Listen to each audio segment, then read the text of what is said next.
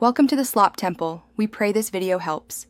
You begin by gathering required proofs so you can start the correction immediately. Obtain the original birth record, government ID for the child and the mother, and any marriage or divorce certificate that explains name changes.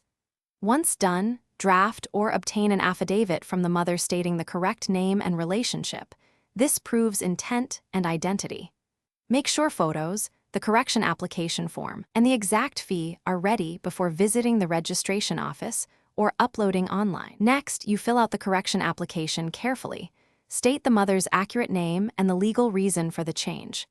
Attach the affidavit, scanned or original ID proofs, birth certificate copy, and any supporting documents like marriage records. Then submit the packet to the local registrar or through the official online portal and pay the prescribed fee. After submission, note the acknowledgement number and estimated processing time. This helps you track progress and follow up if deadlines slip. Finally, you wait for verification. The registrar may inspect documents or ask for notarized copies, so respond quickly. Once approved, collect the corrected birth certificate in person or download the e-certificate using your acknowledgement number.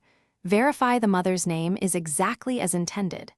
If the application is rejected, make sure you obtain the written reason, correct the deficiency, and reapply or file the prescribed appeal. Troubleshooting tip: if verification stalls, escalate to the superintendent or use an RTI/complaint mechanism where available.